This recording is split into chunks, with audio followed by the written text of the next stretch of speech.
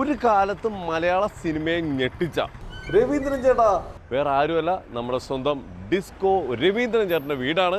രവീന്ദ്രൻ ചേട്ടനല്ല,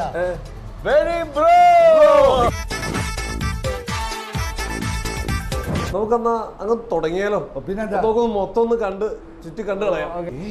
ഇത് കമണ്ടലം. കമണ്ടലോ? ഇതിനകത്ത് കത്തിയുണ്ടോ? അത് കത്തിയുണ്ട്. ഓ, ഫിലിം ലൈബ്രറി കാണിക്കാം. സകലകലാവല്ലഭൻ, ഈ നാട്, അതിരാത്ര, ആട്ടക്കലാശം. മൊത്തം 11 റൂം അല്ലേ?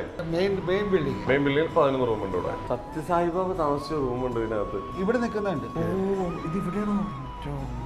ഇവിടെ ഒരു റയർ ആയിട്ടുള്ള ഒരു ശില്പമൊക്കെ ഉണ്ടെന്ന് കേട്ടിട്ടുണ്ട്. ഒരു ചരിത്ര പ്രസിദ്ധമായ വലിയൊരു സംഭവം ഉണ്ടാക്കിയ ഒരു ശില്പം ഒന്ന് ബ്രിട്ടീഷ് കൗൺസിലിൽ, ഒന്ന് നമ്മുടെ വീട്ടിലൊരുപ്പുണ്ട്.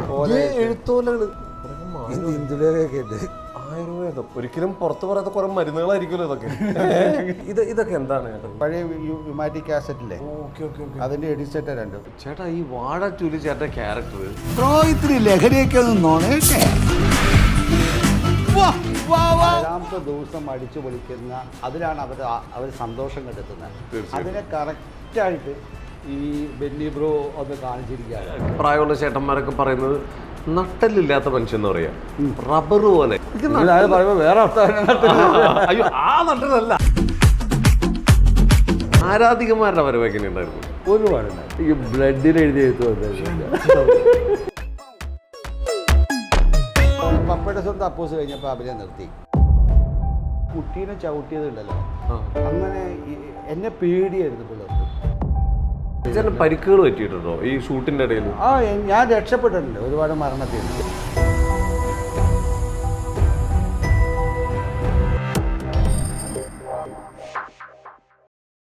നമസ്കാരം, welcome to Django space. It's me Sreenath K Janardhanan. ഇപ്പം ഞാൻ എത്തിയിരിക്കുന്നത് തൃപ്പൂണിത്തുറയിലാണ്. ഇത് കണ്ടോ, 3 തലമുറ താമസിച്ച 11ഓളം റൂമുള്ള ഒരു വീടാണിത്. ഈ വീട് ആരുടെയെന്നറിയാമോ? ഒരു കാലത്ത് മലയാള സിനിമയെ ഞെട്ടിച്ച, ഇപ്പോൾ കുറച്ച് ഗ്യാപ്പിന് ശേഷം വീണ്ടും വന്ന് ഒരു ഉഗ്ര റീ എൻട്രി നടത്തിയ ഒരു ആർട്ടിസ്റ്റ് വേറെ ആരുമല്ല, നമ്മുടെ സ്വന്തം ഡിസ്കോ രവീന്ദ്രൻ ചേട്ടൻ്റെ വീടാണ്. അപ്പോൾ എന്തായാലും ചേട്ടനെയും ചേട്ടൻ്റെ വീടൊക്കെ നമുക്കൊന്ന് കണ്ടിട്ട് വേഗം തിരിച്ചു വരാം. ഓക്കെ, അകത്തേറി നോക്കാം.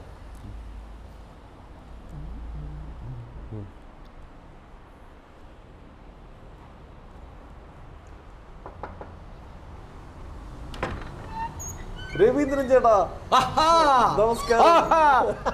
രവീന്ദ്രൻ ചേട്ടനല്ല,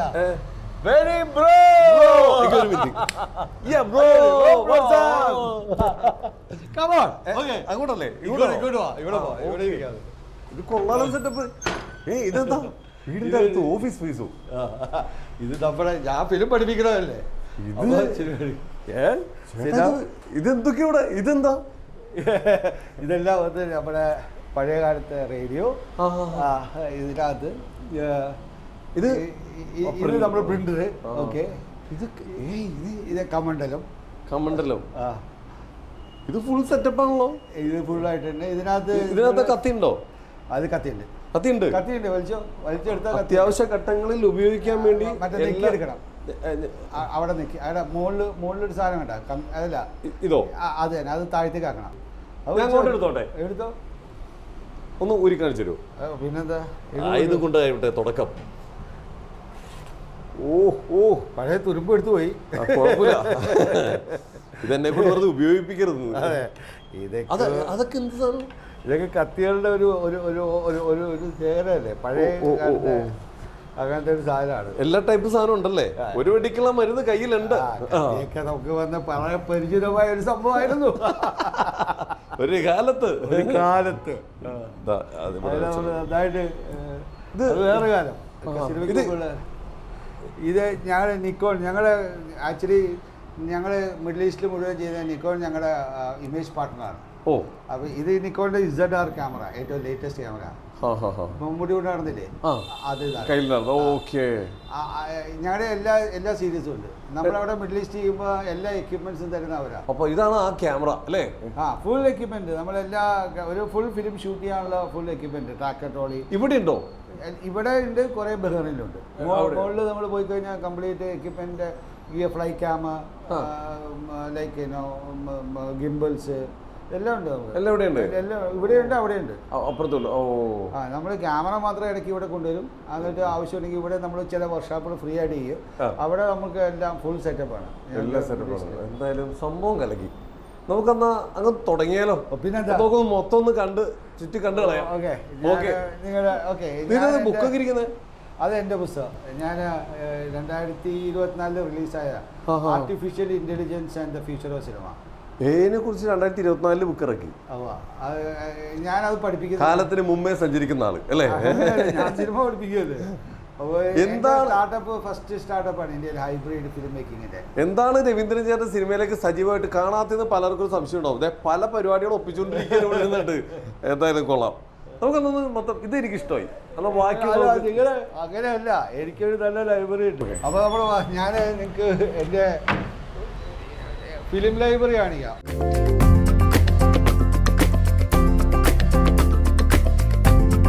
ഇതെന്തീ തമിഴിൽ എഴുതിയേക്കുന്നത്? ഇത് സകലകലാവല്ലഭൻ. ഞാൻ പണ്ട് അഭിനയിച്ച സിനിമയുടെ ഒക്കെ വന്നിട്ടുണ്ട്. അതൊക്കെ കഴിഞ്ഞു. അത് കൊമേഴ്സ്യൽ സിനിമയുടെ, തമിഴ് സിനിമയുടെ ഒരു കാലഘട്ടം. സകലകലാവല്ലഭൻ ഇതെന്താ? ഇത് വാഴകൈ ഗണേശ സാറിന്റെ ഒപ്പം ഞാൻ അഭിനയിച്ചവിടെ. ഞാൻ എല്ലാ പടങ്ങളെല്ലാം 150-250 ദിവസമൊക്കെ ഓടുന്ന പടങ്ങളായി. പക്ഷെ മലയാളത്തിലോട് ഈ നാടിന്റെ ഇനിയെങ്കിലും ഉണ്ട്. ഈ നാട് 125 days അല്ലേ? അതൊക്കെ ഭയങ്കര സക്സസ് ആയിരുന്നില്ല. ഒരുതല രാഗം 365 ദിവസം ഓടിയോടാ. അതിരാത്രം അവിടെ ഉണ്ട്. ഒരുതല രാഗം അത് ഇതല്ലേ? അല്ല, അങ്ങേറ്റം. Golden jubilee 50. ഇത് ഇതിന്റെ ആട്ടക്കലാശം. ഇത് പുറകിലൊരു അത് പഴയ ഒരു പടമാണ്. ഇതിന്റെ അത് പതുക്കെ പൊക്കിയെടുക്കണം. അത് ഇനിയെങ്കിലും അതെന്ന് പറഞ്ഞാൽ പഴയതായിട്ട് ഇതപ്പോ എല്ലാ അങ്ങനെ കയറ്റിയിട്ടേക്ക. പൊന്നെ ഇതൊരു അതേപോലെ വെച്ചിട്ടുണ്ട്. ഈ പിക്ചർ ഒന്ന് എടുക്കാൻ പറ്റും. പൊക്കിയാൽ മതി, പതുക്കെ പൊക്കിയാൽ മതി.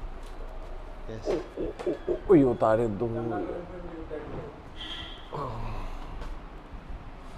പഴയ ഫ്രെയിം ഒക്കെ ചെയ്ത് ഇത് ഗിഫ്റ്റ് ചെയ്തതാണോ? ഗിഫ്റ്റ് എന്ന് പറഞ്ഞാൽ എൻ്റെ ഒരു ഫ്രണ്ട് ഫോട്ടോഗ്രാഫർ, പുള്ളി എടുത്ത ഫോട്ടോ പുള്ളി അങ്ങനെ ഫ്രെയിം ഉണ്ടാക്കിയിട്ട് തന്നാണ്. പുള്ളി ആക്ച്വലി ഒരു പ്രൊഫഷണൽ ഫോട്ടോഗ്രാഫറായി മാറുന്നതിന് മുമ്പ് ഞാൻ അയാളുടെ മോഡലായിരുന്നു. ഇത് എത്ര വയസ്സുള്ളപ്പോഴാണ്? ഇത് ഞാൻ പഠിക്കുമ്പോൾ തന്നെ, മറ്റേ ഇവിടെ അഭിനയിക്കുമ്പോൾ തന്നെയുള്ള സാധനമാണ്. ഇവിടുത്തെ എല്ലാം കഴിഞ്ഞ് ഞാൻ സിനിമ അഭിനയിച്ചുകൊണ്ടിരിക്കുന്ന, എനിക്ക് തോന്നുന്ന ആ സമയങ്ങളിലുള്ള കാലത്ത് നമ്മള് വരവറിയിച്ച ഒരു കാലം, ആ കാലത്ത് അല്ലേ? അത് തന്നെ. അപ്പൊ ഞങ്ങൾ നല്ല ഫ്രണ്ട്സ് ആയിരുന്നു. ഞാൻ പുള്ളിയുടെ എല്ലാ ഇടയ്ക്കിടയ്ക്ക് പുള്ളി ക്യാമറ ആയിട്ട് പുതിയ ലെൻസായിട്ട് വരുമ്പോൾ ഉടനെ തന്നെ ഇത് ഞാൻ പറയട്ടെ, ഇന്നാണെങ്കിൽ നമുക്ക് ഇതൊക്കെ നോർമലാണ്. അന്ന് ഇത്രയും വലിയൊരു ഫോട്ടോ പ്രിന്റ് വരിക എന്നൊക്കെ പറഞ്ഞു കഴിഞ്ഞാൽ വലിയ സംഭവമല്ലേ? Very good photographer. ഒരുപാട് മോഹൻലാലിന്റെ മമ്മൂട്ടിയൊക്കെ പിന്നെ പിൽക്കാലത്ത് ഫോട്ടോ എടുത്തിട്ടുണ്ട്. ഞാൻ ഇത് മുകളിലേക്ക് ഒന്ന് വെച്ചേട്ടെ. അത്യാവശ്യം ബുക്സ് ഒക്കെ കൂടെ അത് പുസ്തകമുണ്ട്. ഞാൻ കുറെയൊക്കെ വന്നിട്ട് നമ്മൾ അടുക്കി കെട്ടി വെച്ചിട്ടുണ്ട്. കാരണം ഇപ്പൊ എല്ലാം PDF ആയല്ലോ. അപ്പൊ നമ്മളെ ഇപ്പൊ ഞാൻ പുസ്തകം ഇതൊക്കെ എൻ്റെ 90s കാലത്തിലെ പുസ്തകങ്ങളാണ്. അപ്പൊ ഈ വീട് എത്ര വർഷം പഴക്കമുണ്ട്? ഇതൊരു 50-50 വർഷത്തിന്റെ പഴക്കമുണ്ടാവും. പഴയ വീടല്ലേ? പഴയ വീട്. പണ്ട് സത്യസായിബാബു വന്നപ്പോൾ താമസിച്ച വീടും കൂടിയാണ് ഇത്. വളരെ ചരിത്രപ്രധാനമുള്ള ഒരു വീടാണിത്. അപ്പോൾ ഇതിനകത്ത് നമുക്ക് ഓലപ്പരിപാടികളൊക്കെ ഇതുണ്ട. നിങ്ങൾ ഇതിൻ്റെ ഇവിടെ എല്ലാം നമ്മുടെ എക്യുപ്മെന്റ്സുകൾ വയ്ക്കുന്ന സ്ഥലമാണ്. ഇത് ലൈറ്റ് ഒക്കെ ഉണ്ടല്ലോ? ഉണ്ട്, എല്ലാം ഉണ്ട്. നമുക്ക് പഴയത് പുതിയതൊക്കെ ഉണ്ടോ ഇതിനകത്ത്? ഇതും തുറന്നു. ഇതിൻ്റെ ലാസ്റ്റ് ഇതോ ഇവിടെ ഓലയുടെ ഒക്കെ കാണാൻ ശരിക്കും. ഓല എന്ന് പറഞ്ഞാൽ നമ്മുടെ എഴുത്തോലകൾ. യെസ്.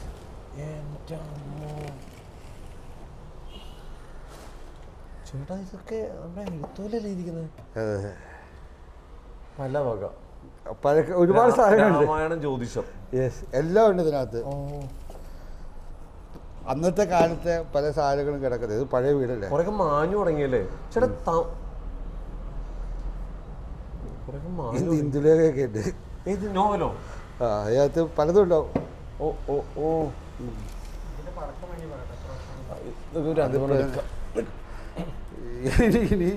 ഇതൊക്കെ അവിടെ കിടന്നോട്ടെ. പുരാവസ്തുക്കളെ കുറേ ഉണ്ടല്ലോ. ഇതിനൊക്കെ തപ്പിയെടുക്കണം. പണ്ട് തപ്പിക്കൊണ്ട് പോയോന്നറിയില്ല. ആയുർവേദം എല്ലാം ഉണ്ട് ഇതിനകത്ത്. ഇതൊക്കെ തൃപ്പൂണിത്തുറയുടെ ഒരു സ്ഥലമല്ലേ അതിനകത്ത് പണ്ട്. ഒരിക്കലും പുറത്ത് പറയാത്ത കുറെ മരുന്നുകളായിരിക്കുമല്ലോ ഇതൊക്കെ. ഇതൊക്കെ എന്താണ് കുഴപ്പം, നിങ്ങൾ പ്രശ്നങ്ങൾ ഉണ്ടാകല്ലേ. ചേട്ടാ ഇതൊക്കെ എത്ര വർഷം പഴക്കമുണ്ടാവും? അറിയില്ല, ഇവിടെ ഉള്ളതല്ലേ. തലമുറകളായിട്ട് നമുക്ക് കൈമാറി വന്ന അങ്ങനെ ആയിരിക്കും പലരും. ഞാനിങ്ങനെ ഞങ്ങൾ 3-4 തലമുറയായിട്ട് തൃപ്പൂണിത്തുറ ഉള്ളതല്ലേ. അതേപോലെ തന്നെ ഇരിക്കട്ടെ അവിടെ, അവരെ ബുദ്ധിമുട്ടിക്കണ്ട. ഇല്ല, കാര്യങ്ങൾ എവിടെയാണെന്ന് നോക്കണം. കുറേ സാധനങ്ങളുണ്ട്, കുറേയൊക്കെ നമ്മൾ പെട്ടി കൂട്ടി വെച്ചേക്കാം. കാരണം ഇങ്ങനെ കൂട്ടി വന്നപ്പോഴേ ഇതൊക്കെ പഴയ ടി വി അല്ലേ ഇരിക്കുന്നത്? അതെ, അത് പഴയ മോണിറ്റർ. യെസ്, സോണിയുടെ. ഇത് നമുക്ക് ഷൂട്ട് നടക്കുമ്പോൾ ലൈവായിട്ട് അന്ന് മോണിറ്റർ സെറ്റ് ചെയ്യാവുന്ന ഒരു ഓപ്ഷൻ. അല്ല, അത് എൻ്റെ ഒരു സ്റ്റുഡിയോ ഉണ്ടായിരുന്നു. ഞാൻ പറഞ്ഞത് എൻ്റെ അതിൻ്റെ ക്യാമറ എല്ലാം ഉണ്ടായിരുന്നു. ഇത് അതിൻ്റെ എഡിറ്റൊക്കെ പഴയ ഞാൻ ഈ ഫിലിമിൻ്റെ ഇതായിട്ട് നടക്കുമ്പോൾ ഞാൻ അതിനൊക്കെ വന്നിട്ട് കവർ ചെയ്യാനൊക്കെ ആയിട്ട് ഒരു സ്റ്റുഡിയോ തുടങ്ങിയത്. എനിക്ക് ഞങ്ങളുടേത് ഒരു ആദ്യത്തെ ഒരു ഗ്രാഫിക് സ്റ്റുഡിയോ ആണ് ആക്ച്വലി, സൗത്ത് ഇന്ത്യയിൽ. അതിൽ ഞാനൊരു പാർട്ട്ണറായിരുന്നു, കമലഹാസൻ, ഞാനൊക്കെ തുടങ്ങിയത്. അതിനോടനുബന്ധപ്പെട്ടിട്ട് ഞാൻ എൻ്റേതായ സ്റ്റുഡിയോ ഒക്കെ ഉണ്ടായിരുന്നു. ഇതൊക്കെ സ്റ്റുഡിയോയിൽ അന്നുണ്ടായിരുന്ന നമ്മുടെ പഴയ ഒരു സ്റ്റുഡിയോ ഉണ്ടായിരുന്നു നമുക്ക്. അതിൻ്റെ എക്യുപ്മെൻറ്റുകളാണ് ഇതൊക്കെ. എന്താണ് എഡിറ്റ് പഴയ യുമാറ്റിക് കാസറ്റില്ലേ, അതിൻ്റെ എഡിറ്റ് സെറ്റ് രണ്ടും. ഇത് പഴയ ടൈപ്പ് റൈറ്റർ. അങ്ങനെ ആ സമയത്തെ ക്യാമറ എല്ലാം ഉണ്ട് എൻ്റെ കയ്യിൽ. ഞാനതൊന്നും വിറ്റില്ല. ഇതൊക്കെ ഉപയോഗിച്ചോണ്ടിരുന്നതാണ് എൻ്റെ ഫാദർ ഉപയോഗിച്ചിരുന്നത്. ഇതോ? അപ്പം അങ്ങനെ കുറേ സാധനങ്ങൾ ഇവിടെ ഇങ്ങനെ ഉണ്ട്. പഴയ ഞങ്ങളുടെ എക്യുപ്മെൻസുകൾ, 8mm മറ്റേ പ്രൊജക്ടർ, അതെല്ലാം ഉണ്ട്.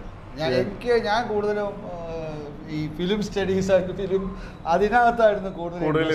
അല്ല, ഒറ്റ കാര്യം ചെയ്യട്ടെ, നമ്മുടെ സത്യസായി ബാബ ഇവിടെ വന്നാണ് റൂം പൂട്ടിയിട്ടാണ്. ഓക്കെ, അതങ്ങനെ നമ്മളതൊരു സ്പെഷ്യലായിട്ട് വെച്ചേക്കാണ്. സത്യസായിബാബ താമസിച്ച റൂമുണ്ട് ഇതിനകത്ത്. അപ്പൊ പണ്ട് ഇവിടെ അദ്ദേഹത്തിനെ കാണാൻ ആൾക്കാർ ഇവിടെ നിന്നാണ് സംസാരിച്ചിരുന്നത്. ഗൂഗിളിൽ തപ്പിയ ഞാൻ അതിന്റെ ഫോട്ടോ എടുക്കാം. അതിന്റെ മുമ്പശമൊക്കെ ഉണ്ട് അതിനകത്ത്. ഇവിടെ പണ്ട് നിൽക്കുന്നതോ? അല്ല, താഴെ നിൽക്കുന്നതുണ്ട്. അപ്പൊ ആൾക്കാരൊക്കെ ഇവിടെ ഉണ്ട്, ഇവിടെ നിൽക്കുന്നുണ്ട്. ഗൂഗിളിലുണ്ട്. ഇത് ഇവിടെയാണോ? ഇതാണ്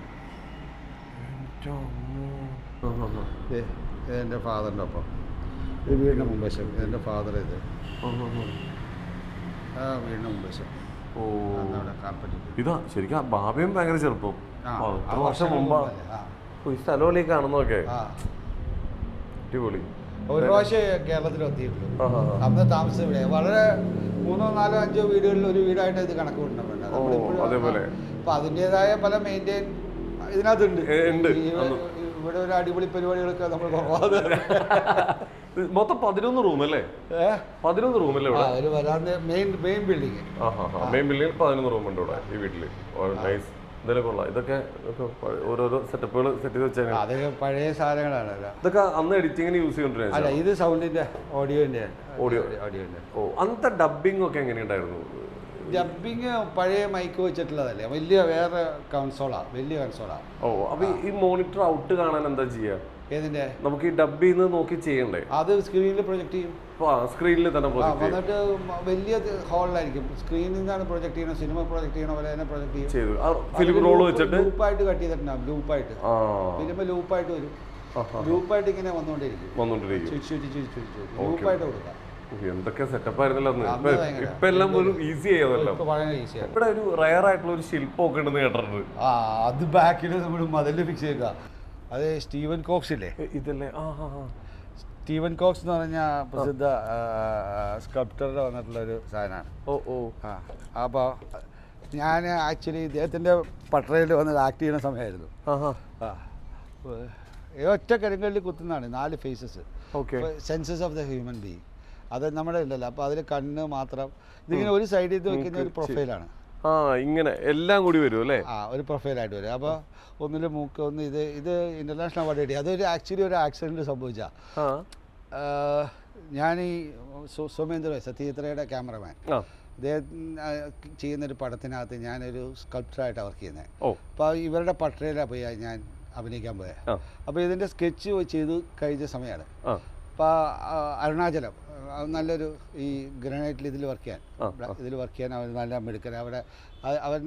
അവൻ അവിടെ നിന്നാണ് പഠിച്ചു വന്നത്. മഹാബലിപുരത്ത് അതിൻ്റെ ഒരു കോളേജൊക്കെ ഉണ്ട് ഈ ശില്പകലയുടെ. അപ്പോൾ ഇദ്ദേഹം വന്ന് മാർബിളിലാണ് ശിവൻ കോക്സ് ഫേമസ് ഫേമസ് അദ്ദേഹം വർക്ക് ചെയ്യുന്നത്. അപ്പോൾ ഇവരെ കൊണ്ടാണ് ഇത് വർക്ക് ചെയ്യിപ്പിക്കുന്നത്. അപ്പോൾ ഞാൻ ഇവരുമായിട്ട് ഭയങ്കര ഫ്രണ്ടായി. അപ്പോൾ ഇവരോട് ഞാൻ പറഞ്ഞു, ഇത് കണ്ടപ്പോൾ ഇതിൻ്റെ സ്കെച്ച് കണ്ടപ്പോൾ ഞാൻ പറഞ്ഞു, എടാ എനിക്ക് അയ്യോ. അപ്പോൾ അവരെന്ത് ചെയ്ത് പകല് അയാൾക്കും അദ്ദേഹത്തിന് നൈറ്റ് എനിക്കും വേണ്ടി വർക്ക് ചെയ്ത് അത് എൻ്റെ സാധനം എൻ്റെ കയ്യിലേക്ക് കൊണ്ടുവന്നു. ആ ആക്സിഡൻ്റലി പിന്നെ സംഭവിച്ചത് പറഞ്ഞാൽ ഈ പീസിന് ഇൻ്റർനാഷണൽ അവാർഡ് കിട്ടുക. അപ്പോൾ അദ്ദേഹത്തിൻ്റെ കയ്യിലും എൻ്റെ കയ്യിലും അതിന് കഴിഞ്ഞിട്ടായിരുന്നെങ്കിൽ അതെനിക്ക് ചിലപ്പോൾ കിട്ടുന്നത്. അതിപ്പോൾ എനിക്ക് തോന്നുന്നു ബ്രിട്ടീഷ് കൗൺസിൽ എവിടെയുണ്ട്, അത് ഒരെണ്ണമുണ്ട്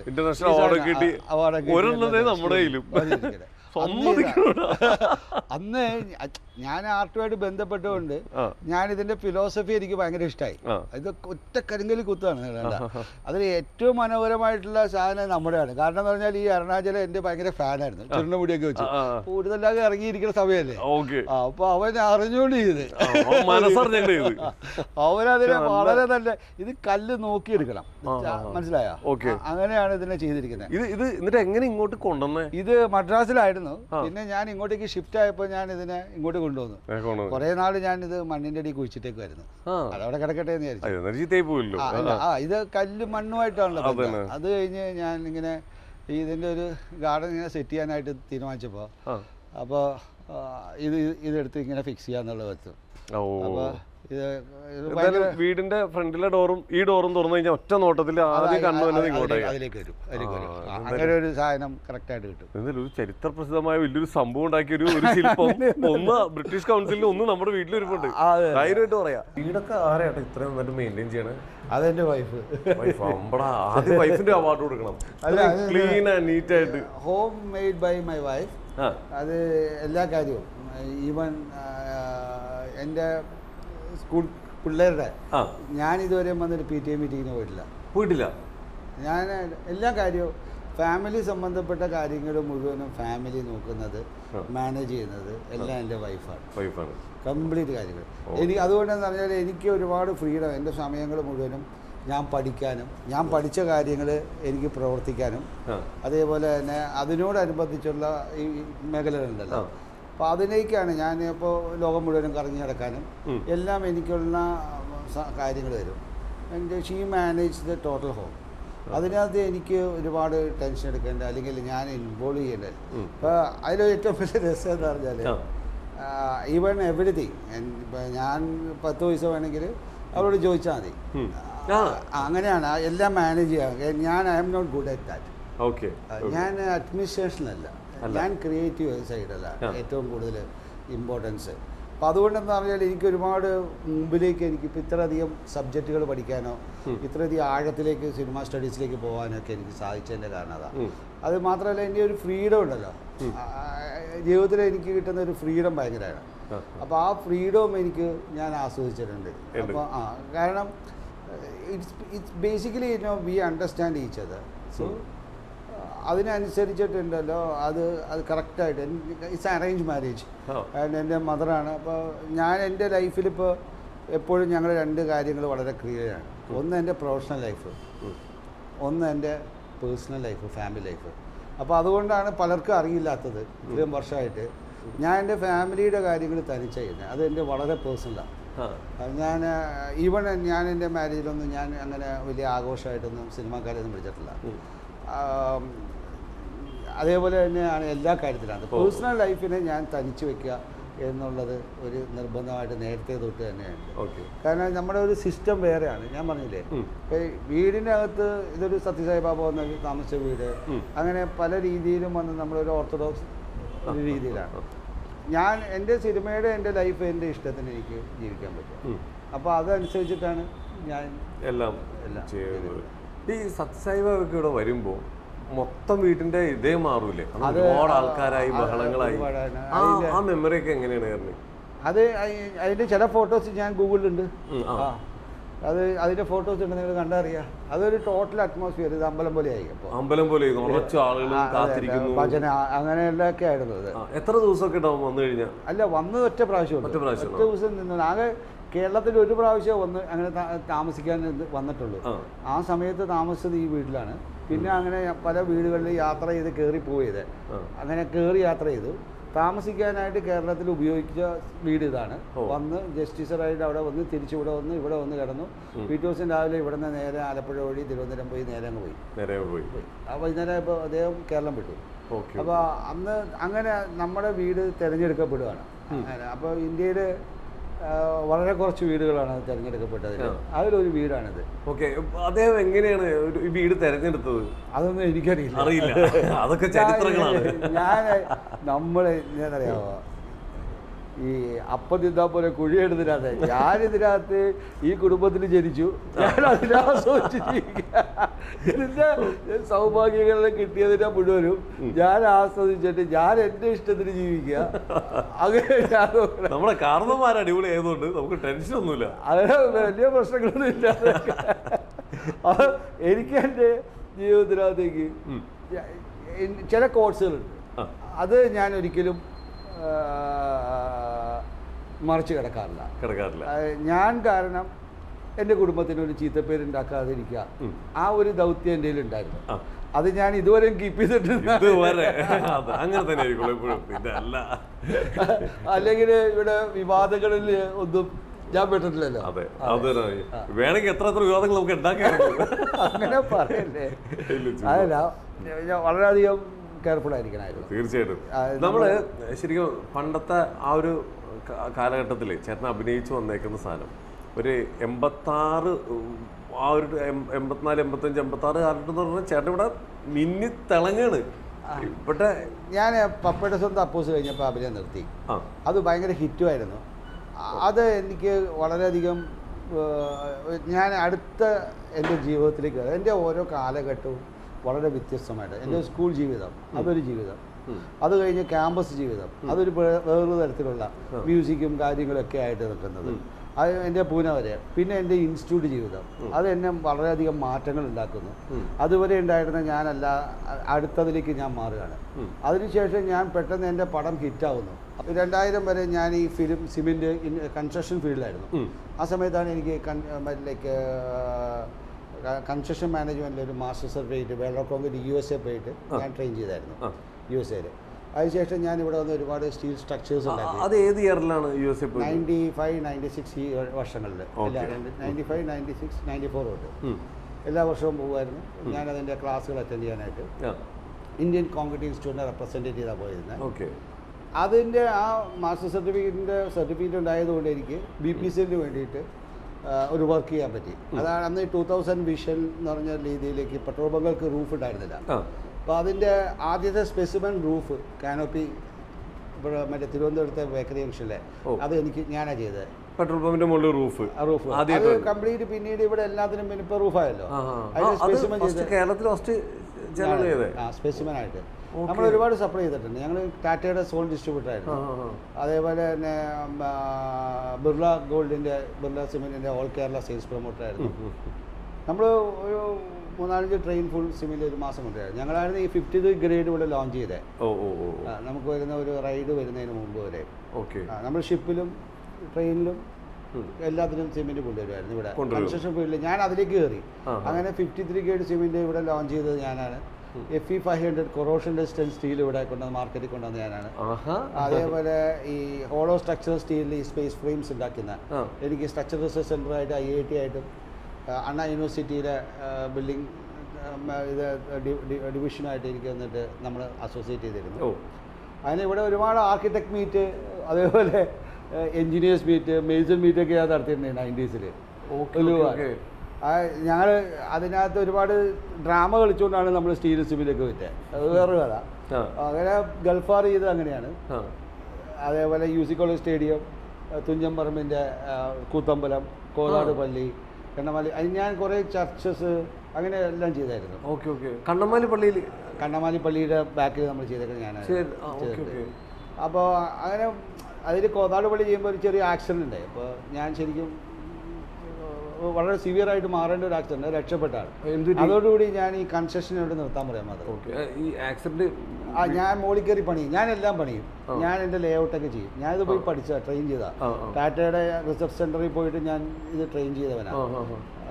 ഞാൻ തിയററ്റിക്കൽ മാത്രമായിട്ടല്ല പ്രാക്ടിക്കലായിട്ട് ഞാൻ ഇതിനെ ഈ സ്ട്രക്ചർ ലേ ഔട്ട് ചെയ്യാനൊക്കെ ആയിട്ട് സ്റ്റീൽ സ്ട്രക്ചേഴ്സിന് ഇപ്പം ഞാൻ കൂടുതലും IIT പ്രൊഫസേഴ്സിൻ്റെയൊക്കെ ഒപ്പം നിന്ന് ഞാൻ അതിനെ കൂടുതൽ അതിൻ്റെ തിയറീസ് പഠിച്ചെടുക്കുകയും അങ്ങനെ ഞാൻ ഇവിടെ ഒരുപാട് കാര്യങ്ങൾ എനിക്ക് ചെയ്യാൻ സാധിച്ചിട്ടുണ്ട്. സിനിമയിലേക്ക് എത്തിക്കഴിഞ്ഞപ്പോൾ ചേട്ടന് പ്രതീക്ഷിക്കാതെ വന്നൊരു മാറ്റമല്ല അത്. ഈ സിനിമ ഒരു എൻട്രി ആവുക, ആ കാലഘട്ടത്തിൽ ഇതേവരെ ആൾക്കാർ കാണാത്ത രീതിയിലത്തെ ഒരു ക്യാരക്ടറും കൊണ്ട് ഒരാൾ ഇതേ വരുന്നു, യൂത്തിന് മൊത്തം കയ്യിലെടുക്കുന്നു, ട്രെൻഡ് മാറ്റിക്കളഞ്ഞു മലയാള സിനിമയുടെ. ഞാൻ അതെന്താ പറഞ്ഞാൽ വേറൊന്നുമല്ല, ഞാൻ വളർന്നു വന്ന രീതി എനിക്ക് സിനിമയിലേക്ക് കാണിക്കാൻ പറ്റി.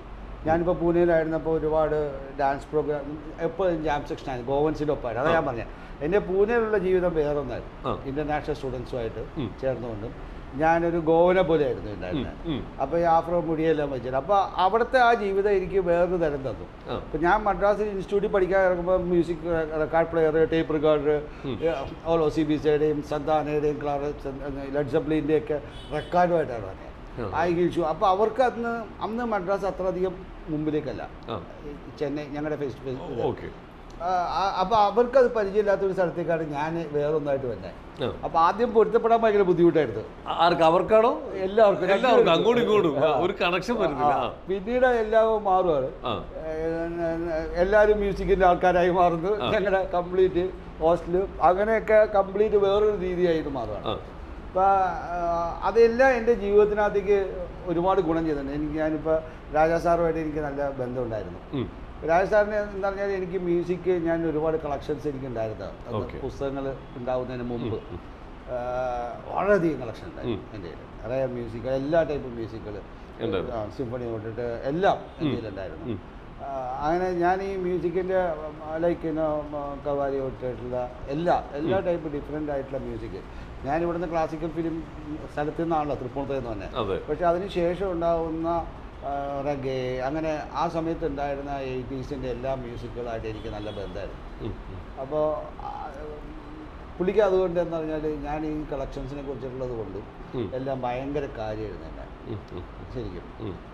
അതെനിക്കൊരു ഗുണം ചെയ്തു. പക്ഷെ ഞാൻ പിന്നീട് ആ സമയത്ത് തൊട്ടിട്ട് ഞാൻ ഈ പുസ്തകങ്ങൾ ശേഖരിക്കാൻ തുടങ്ങി എൻ്റെ. അപ്പോൾ കൂടുതലിപ്പോൾ ഞാൻ പറയാം, ഇപ്പോൾ രജനീഷിൻ്റെ പുസ്തകങ്ങൾ എൻ്റെ കയ്യിൽ ഒരുപാടുണ്ട്, ജെ കൃഷ്ണമൂർത്തിയുടെ ബുക്കുകളുണ്ട്. രജനീഷിലൂടെയാണ് എനിക്ക് വന്നിട്ട് എന്താണ് ഹസിഡിസം, താവോയിസം, എല്ലാം കൺഫ്യൂഷനിസം, ഇതെല്ലാത്തിനെയും വളരെ സിംപ്ലിഫൈഡ് ആയിട്ട് മനസ്സിലാക്കാൻ സാധിച്ചു. അവിടെയാണ് എനിക്ക് ഇപ്പോഴത്തെ നിൽക്കുന്നതിനകത്ത് മോഡേൺ തോട്ട്സ് ഉണ്ട്, ലൈക്ക് ലെവി സ്ട്രാസ്, ഡെരീഡ, സാത്രേ എന്നുള്ളവരിലൂടെ അത് എക്സിസ്റ്റൻസാണ്. അങ്ങനെ മറ്റൊരു രീതിയിലേക്കുള്ള യൂറോപ്യൻ തോട്ട്സിലൂടെയും ഞാൻ എൻ്റെ ഈ മറ്റ് അക്കാഡമിക്കൽ ആൾക്കാരുടെ ബന്ധം കൊണ്ട് എനിക്ക് അതിലൂടെ യാത്ര എടുക്കാൻ പറ്റി. അപ്പോൾ ഞാൻ അതേപോലെ തന്നെ ഞാൻ പീപ്പിൾസ് വാർ ഓർഗനൈസേഷൻ ഗത്താറിൻ്റെ സിനിമയിൽ അഭിനയിച്ചിട്ടുണ്ട്. അപ്പോൾ അദ്ദേഹമായിട്ട് ഒരു മാസം നിൽക്കാൻ പറ്റി. അപ്പോൾ ഞാൻ ഈ നക്സലൈറ്റ് മൂവ്മെൻറ്റിന് എന്താണെന്ന് എനിക്ക് മനസ്സിലാക്കാൻ സാധിച്ചു. അങ്ങനെ എൻ്റെ ജീവിതത്തിനകത്തേക്ക് ഞാൻ പോയി പെട്ടാൽ LTTക്കാരുമായിട്ട് ഞാൻ ബന്ധമുണ്ടായിരുന്നു. അതിനകത്ത് ഉണ്ടായിരുന്നു അന്ന് ബാൻഡ് അല്ലായിരുന്നു അന്ന്. അവരുടെ ലക്ഷ്യം എന്താണ്? അല്ല, അവർ പറഞ്ഞത് അതാണ് എൻ്റെ പടം നിൽക്കേണ്ടി വന്നത്. ഞാൻ പ്രീസിസിടാൻ ക്യാമറ ചെയ്തൊരു പടമുണ്ട്, എന്നെ എൻ മണ്ണിൽ പുതൈത്തായി പകൈവനെ എൻ മണ്ണ് നീ എങ്കെ പുതൈപ്പാൽ, എൻ്റെ മണ്ണ് എന്നെ നീ എൻ്റെ മണ്ണിൽ കുഴിച്ചിടും, പക്ഷെ എൻ്റെ മണ്ണ് നീ എവിടെ കുഴിച്ചിടും. ഒരു ഭയങ്കര ചോദ്യമാണ്. ഞാൻ അതിനകത്ത് അവരുടെ ചോദ്യങ്ങൾ തമിഴ് ജനതയുടെ, സിലോൺ തമിഴ് ജനതയുടെ ഒരു ഫീലിങ്ങിനെ നമ്മൾ ഇരിക്കേണ്ടിയിരുന്നു ആക്ച്വലി. അന്ന് MGR ഒക്കെ ഭയങ്കര സപ്പോർട്ടായിരുന്നു അതിന്, തമിഴ്നാട്ടിലെല്ലാം എല്ലാ ആൾക്കാരും. പിന്നീട് ഈ രാജീവ് ഗാന്ധി അസാസിനേഷനാണ് അവർക്ക് പറ്റിയ ഒരു തെറ്റ്. ആ തെറ്റിന് ശേഷം അവർക്ക് അതിൻ്റെ ശിക്ഷ ഉണ്ടാവുക, അതാണ് പറ്റിയത്. അതൊരു ട്രാപ്പായിരുന്നു. അതല്ലേ, അവിടെ തൊട്ടാണ് LTT ഇങ്ങനെയുള്ള അവരുടെ. അതുകൊണ്ട് എന്ത് പറ്റി, ബാക്കിയെല്ലാം അവർക്ക് ആ തമിഴ് ജനതയ്ക്ക് ഫ്രീഡം കിട്ടാതെ പോയി. ഞാനിവിടെ വരുന്നു, ഞാൻ ഇവിടെ എൻ്റെ ജീവിതം വേറെ രീതിയിലേക്ക് പോവുകയാണ്. അപ്പോൾ ഓരോ കാലഘട്ടവും ഞാനെങ്ങനെ കാണുന്നത്, ഞാൻ ആ പൊഴികയിൽ പോയിക്കൊണ്ടിരിക്കും. ഇനിയിപ്പോൾ വാഴ 2 കാലമാണ്. ഈ വാഴ 2 കാലത്തിനെ ഞാൻ ആസ്വദിക്കാൻ തീരുമാനിച്ചിരിക്കുകയാണ്. ചേട്ടാ, ഈ വാഴ 2 ചേട്ടൻ്റെ ക്യാരക്ടർ ശരിക്കും ഒരുപാട് പ്രവാസികൾ മെസ്സേജ് അയച്ചിട്ടുണ്ട്, ഇത് ഞങ്ങളായിട്ട് കണക്ട് ചെയ്യും. ഏറ്റവും കൂടുതൽ ഏറ്റെടുത്തിരിക്കുന്നത് പ്രവാസികളാണ്, ഭയങ്കരമായിട്ട് ഏറ്റെടുത്തിരിക്കുക ആ ക്യാരക്ടർ അവിടെ. അത് കാരണം അത് ഈ 6 ദിവസം ബുദ്ധിമുട്ടിയിട്ട് 7ാമത്തെ ദിവസം അടിച്ചു പൊളിക്കുന്ന അതിലാണ് അവർ സന്തോഷം കണ്ടെത്തുന്നത്. അതിനെ കറക്റ്റായിട്ട് ഈ ബെന്നി ബ്രോ ഒന്ന് കാണിച്ചിരിക്കുകയാണ്. കാണിച്ചിട്ടുണ്ട്. അത് അങ്ങ് പൊളിച്ചിരിക്കുകയായിട്ടാണ് അവർ പറഞ്ഞത്. അവരതിനെ ആഘോഷിക്കുന്ന എനിക്ക് ഒരുപാട് പേര് എന്നെയും വിളിച്ചിരുന്നു. അവിടെ ഇപ്പോൾ എല്ലാ പത്രങ്ങളിലും അവിടെയുള്ള മലയാള പത്രങ്ങൾ ഇതിനെക്കുറിച്ച് വരുന്നുണ്ട്. അത് ഇവിടെ ഏറ്റെടുത്തു എന്നുള്ളതാണ് ഏറ്റവും. ഇവിടെ ഫാമിലീസാണ് ഏറ്റെടുത്തത്. ഞാൻ ആദ്യമായിട്ടാണ് ഫാമിലിയുടെ ഏറ്റവും സ്റ്റാറായിട്ട് ഇപ്പോൾ പപ്പയുടെ സന്താപ്പൂസ് കഴിഞ്ഞതിന് ശേഷം അവന്മാർക്ക് ആർക്കും എന്റെ കണ്ണുകൊണ്ടായിരുന്നു ഈ അമ്മമാർക്ക്. അങ്ങനെ ലൈവായിട്ട് കിട്ടിയിരുന്നു റിയാക്ഷൻ. എൻ്റെ അമ്മ കരഞ്ഞിട്ടുണ്ട്. എൻ്റെ അമ്മയോട് പറയും ഡോക്ടർ എന്ത് പാവാ, പക്ഷെ ഡോക്ടർ മോൻ ഒരു ദുഷ്ടനാണ്. അമ്മ എങ്ങനെയാണ് ഒരു മകനെ പറ്റിയിട്ട് ഒരു അമ്മ ഇങ്ങനെ കേൾക്കാതെ, നീ എന്നോട് നിർത്തിക്കൂടെ എന്നൊക്കെ പറയായിരുന്നു. അത്ര സങ്കടപ്പെടുമായിരുന്നു അമ്മ. കാരണം ഇതിന് അതിനെ ആ കുട്ടീനെ ചവിട്ടിയതുണ്ടല്ലോ, അങ്ങനെ എന്നെ പേടിയായിരുന്നു പിള്ളേർക്ക്. പിള്ളേര് നമുക്ക് നേരിട്ട് മനസ്സിലായിട്ടുണ്ടോ പിള്ളേരൊക്കെ? എൻ്റെ അടുത്ത് ഇപ്പോഴും പറയും അവര്. എൻ്റെ അടുത്ത് ഇപ്പോഴും അവർ ഈ കഴിഞ്ഞ കാലഘട്ടം വരെ എന്നെ കാണുമ്പോൾ എപ്പോഴും ഓർപ്പിക്കുന്ന ആ പടത്തിൻ്റെ പേര് പറഞ്ഞാൽ ഞങ്ങൾക്കൊക്കെ പേടിയായിരുന്നു കേട്ടോ എന്നുള്ളത്. ചിലരെ ഞങ്ങൾക്കൊക്കെ നിങ്ങളെ കണ്ട കൊല്ലുന്നുള്ള ദേഷ്യമുണ്ട്. അത്ര ദേഷ്യമായിരുന്നു പറയാം എൻ്റെ അടുത്ത്. അത്ര ആ പടം ഭയങ്കര ഹിറ്റായിരുന്നു. ഞാൻ എല്ലാം കൊണ്ടായിരിക്കാം അത് നിർത്തിയത്. ആ ഒരു ഗ്യാപ്പ് കൊടുത്ത് അതല്ലാത്ത മറ്റൊരു ജീവിതം ഞാൻ എടുത്തു. അല്ലെങ്കിൽ അതേപോലത്തെ ഒരു വില്ലനായിട്ട് തന്നെ ഞാൻ പിന്നെ അഭിനയിക്കേണ്ടി ഈ ഒരു യാത്ര എനിക്ക് ഉണ്ടാവില്ലായിരുന്നു. ഞാൻ എൻ്റെ ജീവിതത്തിനകത്തേക്ക് ഞാൻ ഡിസൈൻ ചെയ്തതിനേക്കാളും മുമ്പ് എൻ്റെ ഓൾമൈറ്റി ഡിസൈൻഡാണ്. അതുകൊണ്ടായിരിക്കാം ഞാൻ ഇങ്ങനെയൊക്കെ യാത്ര ചെയ്യുന്നത്. ഈ വാഴ 2 ഞാൻ ആക്സിഡൻ്റ് ആയിട്ട് അഭിനയിച്ചാണ്. അപ്പോൾ അത് എനിക്കൊരു ഗുണം ചെയ്യുകയാണല്ലോ. അപ്പോൾ അത് ഞാൻ കാണുക വേറൊരു വഴിത്തിരിവിലേക്ക് മാറുകയാണ്. നൗ ഓൺവേഴ്സ് ആഫ്റ്റർ വാഴ 2 ആണ് ഇനി. കാരണം അത്ര അധികം കിട്ടിയിരിക്കുന്ന ഇത് എനിക്ക് രണ്ടാമതും ഒരുപാട് സിനിമകൾ ഇതിനു മുമ്പ് ഇല്ലാത്തതിനേക്കാളും കൂടുതൽ ഞാൻ ഇനി പുതിയ ആൾക്കാരെ സിനിമകൾ അഭിനയിക്കാൻ വെയിറ്റിംഗ്. കാരണം അവരൊരു ഈ ജെൻസി ആയാലും ആൽഫ ആയാലും ഞാൻ എൻ്റെ അടുത്ത പടം അതാ ഫാൻറ്റം 5 ആൽഫ സ്കൂൾ പിള്ളേരും ഞാനുമാണ്. അപ്പൊ ജെൻസി ആൽഫയിലേക്കുള്ള കടന്നുകയറ്റമാണ് ഇനി കാണാൻ പോകുന്നത്, ഇനി മലയാളികൾ കാണാൻ പോകുന്നത്. ഇനി അതിലേക്ക് കയറും, അവരുമായിട്ടുള്ള കളിയാണ് ഫാൻറ്റം 5-ല്. അതിനുശേഷം ഇനി ഞാൻ വരുന്ന പടങ്ങളൊക്കെ എനിക്കറിയാം. അടിപൊളി ക്യാരക്ടേഴ്സ് എനിക്ക് കിട്ടും എന്നുള്ളത് എനിക്ക് വന്നിട്ടുള്ള ഒരു ഫീലിംഗ് എൻ്റെ മനസ്സിലുണ്ട്. വലിയ ഉറപ്പല്ലേ? കാരണം അതേപോലെയാണ് നമ്മൾ ബ്രോ ഞെട്ടിച്ചേക്കുന്നത്. അതെ, അത് എനിക്ക് ഇനി അങ്ങനെ ചിന്തിക്കാനാണ്. ഇടുക്കി ഗോൾഡ് കഴിഞ്ഞപ്പോൾ എനിക്ക് അത്രയും നല്ലൊരു ക്യാരക്ടേഴ്സ് പിന്നെ കിട്ടിയിട്ടില്ല. വീണ്ടും ഒരു ഗ്യാപ്പ് ഗ്യാപ്പ് എന്താ പറഞ്ഞാൽ വരുന്ന പടങ്ങളെല്ലാം ചുമ്മാ വെറുതെ ഞാൻ വിചാരിക്കുന്ന അത്രയും അങ്ങനെ ഒരു ഹൈപ്പുള്ള പടമല്ല. പക്ഷെ ഇത് ചെയ്യുമ്പോൾ ഞാൻ ഭയങ്കര സന്തോഷിച്ചത് ബെന്നി ബ്രോ. ഇപ്പൊ പുറത്തൊക്കെ ഇറങ്ങുമ്പോ ഓഡിയൻസിന്റെ ഇത് ഭയങ്കര ഞാൻ ഈ കഴിഞ്ഞ എൻ്റെ കാൻ ഫെസ്റ്റിവലിന് പോകാൻ വേണ്ടിയിട്ടുള്ള അതിൻ്റെ മറ്റേ വിസയ്ക്ക് വേണ്ടിയിട്ട് പോയിരുന്നേ DFS. അപ്പോൾ അവിടെ ഉള്ള കംപ്ലീറ്റ് ആൾക്കാർ ഈ വാഴയുടെ വാഴ. അതിൽ ഏറ്റവും രസം ഞാൻ ബയോമെട്രിക്സ് എടുക്കുന്നുണ്ട്. അപ്പോൾ എനിക്ക് ഇതിനേക്കാളും കൂടുതൽ ഇഷ്ടം കേട്ടോ അവരുടെ ഇടുക്കി കൊണ്ട് അവർ ആ ഡയലോഗ് വരെ പറഞ്ഞു. ഞാൻ ബയോമെട്രിക്സ് എടുക്കുന്നത് ആ ഡയലോഗ് കേട്ടുകൊണ്ടാണ്. അപ്പോൾ ഞാൻ ഇങ്ങനെ ആലോചിച്ച് ഒരു ആക്ടറെ ഏറ്റവും വലിയൊരു സന്തോഷം ഇതാണ്.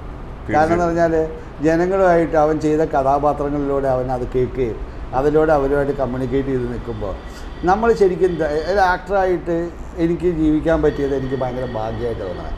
അന്ന് അതേ സമയത്ത് എൻ്റെ ആഗ്രഹത്തിനും എനിക്ക് ജീവിക്കാനായിട്ട് ഈ ആക്ടർ എന്നുള്ള പദവി എനിക്ക് ഉണ്ടായിരുന്ന പഴയ സ്റ്റാർഡം, ഇപ്പോൾ ഞാൻ പപ്പയുടെ സ്വന്തം അപ്പൂസ് ഉണ്ടായിരുന്ന ആ സ്റ്റാർഡം അന്ന് ഹിറ്റായതുകൊണ്ട് എൻ്റെ ബിസിനസ്സിന് അത് എനിക്ക് ഒരുപാട് ഗുണം ചെയ്തു. ഇടുക്കി ഗോൾഡ് ഹിറ്റാക്കിയത് എനിക്ക് അത് കഴിഞ്ഞിട്ടുള്ള എൻ്റെ ഫിലിം ഫെസ്റ്റിവലിന് എനിക്കിപ്പോൾ മറ്റേ മിഡിൽ ഈസ്റ്റിലേക്ക് പോയിട്ട് കാര്യങ്ങൾ ചെയ്യാനൊക്കെ ആയിട്ട് ഒരുപാട് ഗുണം ചെയ്തു. കാരണം അത് അതിൻ്റെ ഹൈപ്പ് നിൽക്കുന്നുണ്ട്. അപ്പോൾ ഇനിയിപ്പോൾ ഞാൻ കാണുമ്പോൾ ആ യാത്രകൾ കഴിഞ്ഞു. ഇനിയിപ്പോൾ ഞാൻ എൻ്റെ അടുത്ത ഒരു യാത്രയിലേക്ക് തുടങ്ങാണ് ആഫ്റ്റർ വാഴ 2. അതൊരു ബെന്നി ബ്രോയുടെ യാത്രയാണ്. അത് അടിച്ച് പൊളിക്കണം നമ്മള്, അടിച്ച് പൊളിക്കണം അല്ലേ? ഇതില് ശരിക്കും എനിക്ക് ഇടുക്കി ഗോൾഡിലെ കഞ്ചാവിന്റെ തോട്ടത്തിലെത്തുമ്പോൾ ഒരു ഡാൻസ് ഉണ്ടല്ലോ. അല്ല, അത് ഞാൻ രസിച്ച് ചെയ്താണ്. അത് കാണുമ്പോൾ ഒരു കുളിരടിയിലേക്ക് എത്തും. ഞാൻ ഇതിന് നന്നായിട്ട് ചെയ്തൊരു റോളായിരുന്നു വന്നിട്ട് എൻ്റെ ഇതിലെ കെച്ചോടാണ് മാലാകയിലെ ആ ബാർബർ. അത് തിയേറ്ററിൽ നല്ല അണക്കം ഉണ്ടാക്കി. പക്ഷെ എനിക്ക് അതിന് അത്രയധികം വന്ന് നമുക്ക് അങ്ങ് ഹൈപ്പ് ഉണ്ടാവില്ലായിരുന്നു. എൻ്റെ ക്യാരക്ടർ ഉണ്ടായിരുന്നു, ഭയങ്കരമായിട്ട് ഇഷ്ടമായിരുന്നു, ജനങ്ങൾ ഇഷ്ടപ്പെട്ടായിരുന്നു. പക്ഷേ ഈ ബെന്നി ബ്രോ അതല്ല, ബെന്നി ബ്രോ വേറെ ലെവല്. അത് ഒന്ന് ആ സിനിമ നമ്മളെ ഇമോഷണലി നമ്മളിങ്ങനെ കൊണ്ടുപോകുന്നതിന്റെ ആ ഗ്യാപ്പിൽ ബ്രോയാണ് വന്നത്, നമുക്കൊന്ന് റിലാക്സ് ചെയ്യിക്കാൻ വേണ്ടി എല്ലാവർക്കും ഒന്ന് ചിരിക്കാനും സമാധാനിപ്പിക്കും. അത് കഴിഞ്ഞിട്ട് ട്രാക്ക് ഒന്ന് മാറുന്നുണ്ട്. പക്ഷെ ബ്രോന്റെ ഏരിയ ബ്രോ വന്നിട്ട് അങ്ങോട്ട് ബ്രോ തന്നെ ആയി മൊത്തത്തില് ബ്രോയാണ്. അല്ല, അത് ഞാനത് മനസ്സിലാക്കി. അത് വേറെ ആ ഫുൾ പടത്തിൻ്റെ എല്ലാ എഫക്റ്റും അതിൻ്റെ ഇതും കൂടി എനിക്കും കൂടി കിട്ടിയെന്ന് ആകുമ്പോൾ അതിൽ ഏറ്റവും ചിരിച്ച് എൻ്റെ അടുത്ത് അതിൻ്റെ പ്രൊഡ്യൂസറിൻ്റെ അടുത്ത് പറഞ്ഞതാ, തിയേറ്ററിൽ ഒരാൾ പോലും ചിരിച്ച് കപ്പ് മണ്ണ് കപ്പാത്ത ആരെങ്കിലും ഒരാൾ പോലും ഇല്ല നിങ്ങളുടെ സീനിൽ എൻ്റെ കേട്ടാന്ന് പറഞ്ഞത്. ഭയങ്കരമായിട്ട് വർക്കൗട്ട്. അവൻ മിഡിൽ ഈസ്റ്റിനെ വിളിച്ചാൽ അതിലൊരാൾ. അപ്പോൾ അയാൾ പറഞ്ഞു അത്രയ്ക്കധികം വന്ന് ഭയങ്കര എഫക്റ്റ് ആയിരുന്നു. ഒറ്റ ആള് പോലും അത് ഇടയ്ക്കിടയ്ക്ക് പിന്നെ ആ ലഹരി നുകരട്ടെ എന്നൊക്കെ പറയില്ല. അപ്പൊ ആൾക്കാർ അവിടെ കിടന്നിട്ട് ചിരി തുടങ്ങി. ആ ഡയലോഗ് അതിൽ ഏറ്റവും ചിരിച്ചത് എനിക്ക് തോന്നുന്നു അവസാനം വീണ് കിടക്കുമ്പോഴാണ്. ആ വീണ് കിടക്കുന്ന സീനിലൊക്കെ സ്ത്രീകള് ഭയങ്കരമായിട്ട് അത് ഏറ്റെടുത്തു. ഒരു ഫാമിലി, ഞാൻ ആദ്യമായിട്ടായിരിക്കാം ഒരു ഫാമിലി ആക്ടറായിട്ട് ഈ പടത്തിലൂടെ വന്നത്. അതുവരെ നമുക്ക് അങ്ങനത്തെ സാധനം കിട്ടിയില്ല. എനിക്ക് പിള്ളേരുടെ ആളായിരുന്നു, ചെറുപ്പക്കാരുടെ ഫാമിലിയുടെ അവരെ ഏറ്റെടുത്തല്ല. ഇത് എനിക്ക് ശരിക്കും പറഞ്ഞാൽ ഫാമിലി ഓഡിയൻസ് ആണ് ഏറ്റെടുത്തേക്കണേ. കോമഡി പറഞ്ഞ് ഫലിപ്പിക്കുക എന്നുള്ളത് ചില്ലറ കാര്യമല്ല. അത് ടൈമിംഗ് ഒന്നും അങ്ങോട്ടും ഇങ്ങോട്ടും മാറി അത് വളിപ്പായി മാറി ഇപ്പോഴത്തെ കാലഘട്ടത്തിൽ. അതെ, പക്ഷെ ഇത് കറക്റ്റായിട്ട് പ്ലേസ് ചെയ്തേക്കുന്ന ചേട്ടനെ. ചേട്ടൻ്റെ ഡയലോഗ് ഡെലിവറികളാണെങ്കിലും ഇപ്പോൾ ആ ലഹരി ഞാൻ അവൻ എന്നെ വൃദ്ധാന്ന് വിളിക്കുമ്പോൾ ഒരു ചമ്മലൊക്കെ ഉണ്ട് എൻ്റെ. അതൊക്കെ ഡബിങ് സമയത്ത് അങ്കിൾ ബ്രോ അവരോടാ പറയുന്നത്, നീ ഒന്ന് ഓണാവാൻ. അത് ഭയങ്കര രസമായിരുന്നു കേട്ടോ, നന്നായി ചെയ്തിട്ടുണ്ട്. അല്ല, അത് ടോട്ടലി എല്ലാം വന്ന് കുറെ സീനുണ്ട്. അതിന്റെ ഡെൽറ്റ സീൻസ് വരുമ്പോൾ നിങ്ങൾ ഇതിനേക്കാളും കൂടി ചിരിക്കും. ഇനിയുണ്ടല്ലേ സാധനം കുറെ കട്ട് ചെയ്ത് ഡാൻസ് ഒക്കെ ഉണ്ട്. ഞങ്ങളുടെ ഈ പ്രവാസികളുടെ ആഘോഷമുണ്ട് എല്ലാവരും കൂടി. അയ്യോ, അത് വേറെ ലെവലാണ്. ബലൂണൊക്കെ വെച്ച് കെട്ടി മൊത്തം വന്ന് ഒരു കുതിരം വന്ന് ഇവരുടെ ഒരു ഫ്രീക്ക് ഔട്ട് ഉണ്ട്.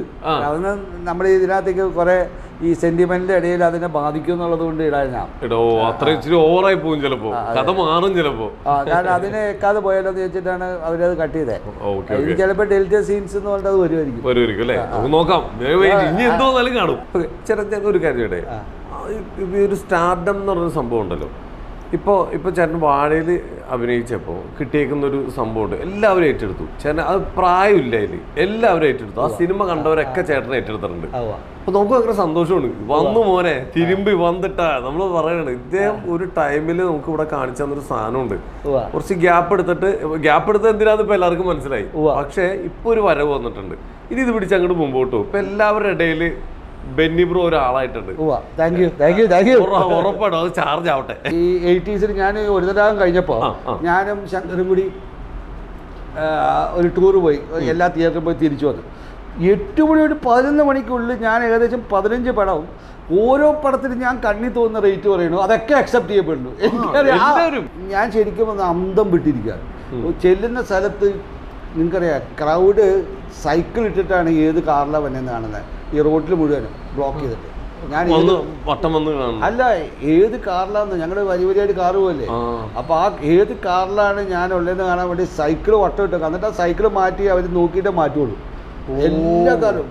ഞാൻ ജയിപ്പിക്കാറുമായിട്ടുള്ള സമയം ചേട്ടാ പുറത്തൊക്കെ ഇറങ്ങുമ്പോൾ എങ്ങനെയാണ് ആൾക്കാർ വന്ന് പുതിയൂല്ലോ വന്നിട്ട് ഭയങ്കര ക്രൗഡ്. നിങ്ങളിപ്പോൾ ഞാനീ പറഞ്ഞ നിങ്ങൾ തമിഴ്നാട്ടിലെ ജനം എന്ന് പറഞ്ഞാലല്ലോ, നിങ്ങൾ ആയിരക്കണക്കിന് പേരെ വരിക.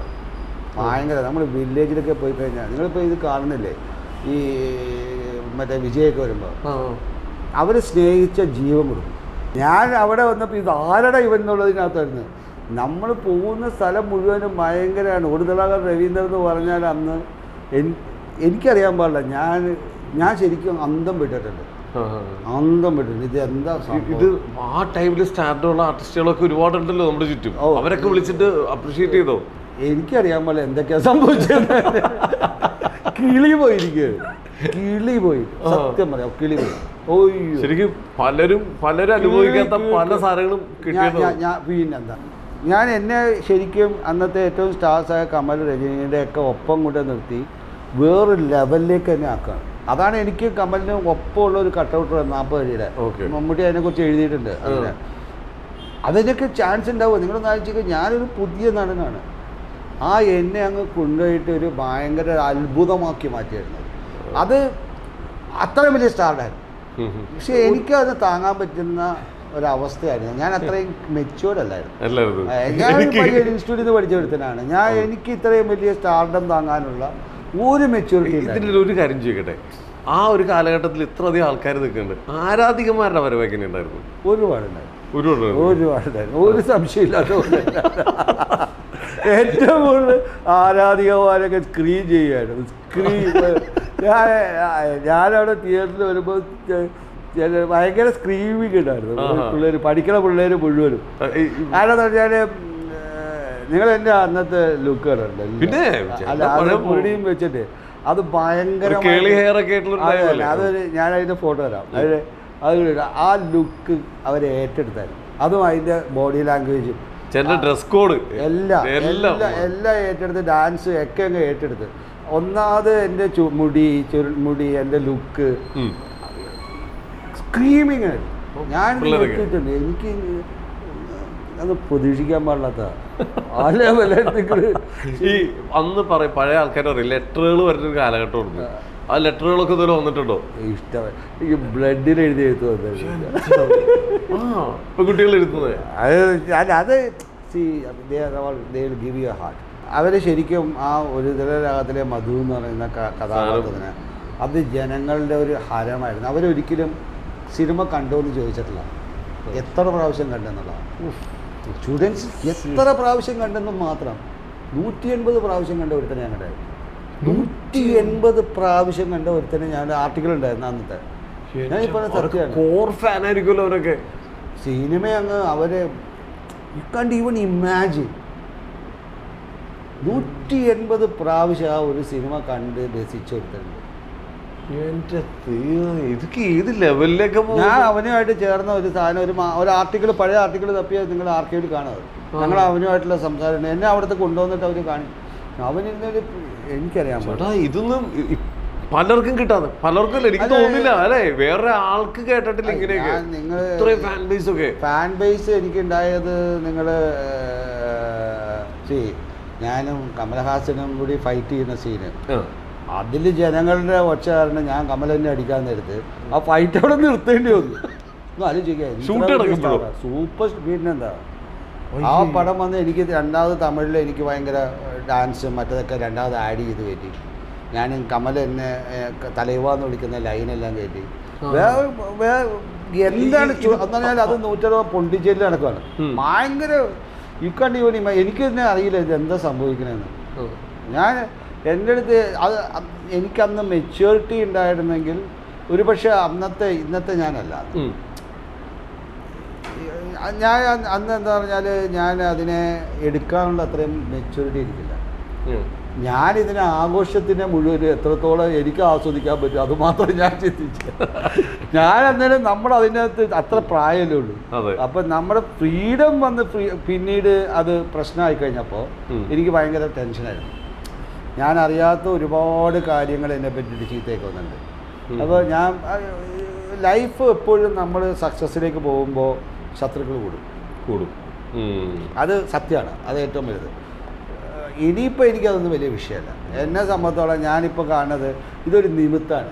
ഞാൻ ഇത്രയും നാളായി എന്തിനു നോക്കണം, ഇനി എനിക്ക് എല്ലാം വന്നിട്ടുള്ള അത്രയാണ്. കാരണം എനിക്ക് എൻ്റെ കാര്യത്തിനകത്തേക്ക് ഇപ്പുറത്ത് ഞാൻ എൻ്റെ ദൈവം എനിക്ക് ഏറ്റവും വലിയൊരു ആഗ്രഹം ഇതെനിക്ക് കിട്ടി, ഇതിനെ ഞാൻ ആസ്വദിക്കട്ടെ.